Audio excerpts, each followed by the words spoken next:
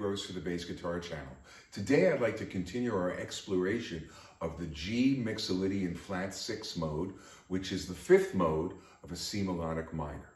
So yesterday we talked about how when you put the chord together, you have a G dominant chord and you have an A diminished chord on top. So let me review that with you. So you have your G, which is your root, your B, which is your 3rd, D, which is the 5th, F, which is the flat 7, that A is your 9, that C is your 11, and that E flat is the flat 13, and then you go up to the G.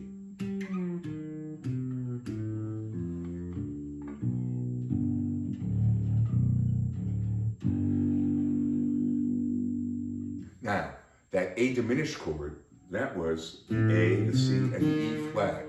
So when you have ascending thirds, 1 to flat 3, and that 3 to a flat 5, you have a diminished triad. So yesterday we did the dominant 7 with the diminished triad on top, which is actually the 9, the 11, and 13 of that G.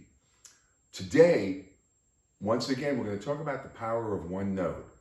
Now, if we go all the way back to the C melodic minor, we remember that the difference between the melodic minor is that E flat versus the E natural.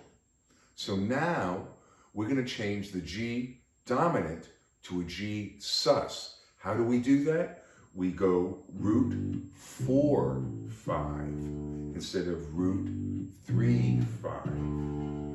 And that G sus has a suspended sound, which is why it's called the sus 4. So yesterday we looked at this chord as a G dominant 7th.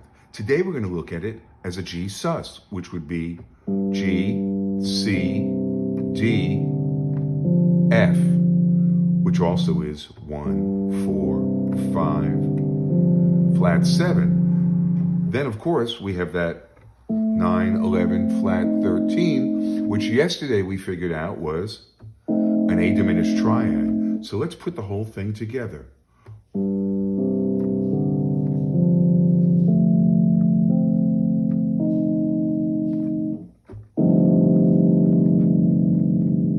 Pretty dense, but you can hear with this sus chord, it does suspend things. That sounds okay up to there, right? Sounds pretty melodic. Still has that melodic thing with the 11.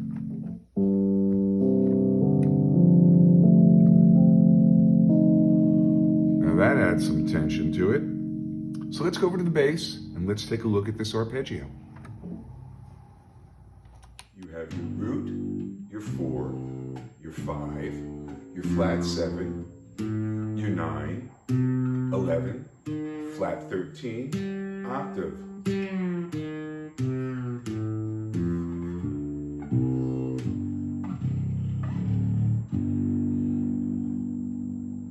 So, when I practice things I don't know. I do not practice things I know, because that's not really practicing, it's kind of doodling around. So let's suspend judgment. There's that suspension again. This is a G suspended flat 7. The arpeggio is the G, which is the root, the C, which is the 4, the D, which is the 5, the F, which is the flat 7, then I add the A, which is the 9, and the E flat, which is the flat 13. The only note I'm not using is the B, the 3rd, because we have substituted, hey, there's another use of the sus, the C, the 4 for the 3. Okay? 3 things that I'm most interested in. The 3 key things are, what does this sound like? What's the quality of the chord? 2, what's the quality of the intervals? What do each of the intervals sound like? One next to the other, one on top of the other, one below the other. And 3rd, what kind of numerical fingerings can I come up with? Let me give you an idea. One of the wonderful things about the bass is that it's built in fourths. So if we start on the lowest possible note, you've got your G, your D, which is the fifth below, your root, which is the G, the fourth, which is the C, the F, which is the flat 7. Now, I can't go here because that's the B over here, but I can go that E flat. Now, here's something interesting. With that arpeggio playing in the background, that flat 6 doesn't sound so odd, does it? Because your ears have gotten used to it. And that's the key. The purpose of all of my studies is to be able to create sound with each and every interval I have. So let's take a look at the other possible available notes in this.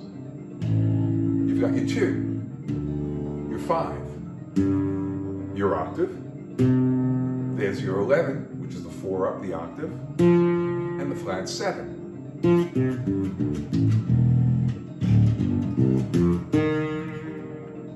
Now, I also like to try working with fingerings. I want to know what everything sounds like and give my fingers a bit of a workout at the same time. So, what I'll do is, all right, in this case, I'll look at the,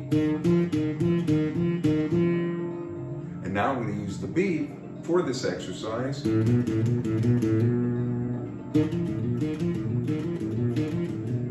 I'm using 2 and 4 and 1 and 3. Then you can think about using 1, 2, 4. Up here it would be 1, 3, and 4.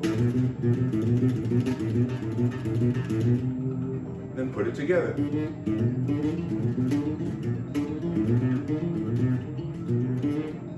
See what I mean? So you're not only doing a technique, so you're getting your fingers all worked out, you're using intervals, and you're also using your ears because you're hearing how these intervals relate with the chord in the background. What about sixths? Well, starting on the flat 7, that's a major sixth. When you go to the root, it's a minor sixth. When you go to A, it's a minor sixth again. B is a minor sixth. C is a major sixth. D is a major sixth. E flat's a major sixth. And then again F. So you see there are all these different possibilities, ways to work. Go up with fourths, back. Fourth becomes a fifth when you're inverting it. There are so many ways that you can do things, and you'll learn the sound of the chord, the sound of the intervals, and this will all help you, particularly as you move forward. So tomorrow, we're going to go over this with the G augmented flat 7. And that will end the G Mixolydian flat 6 mode for now. Next week, just to give you a little pre-planning, we're going to do the A and the B. And the B altered. Now that's going to take a few days because there's so many possibilities. In any event, I'm David Gross. This is the Bass Guitar Channel. You can get to me if you need to contact me, www.thebassguitarchannel.com. Have a great day. Study hard. I'll see you tomorrow.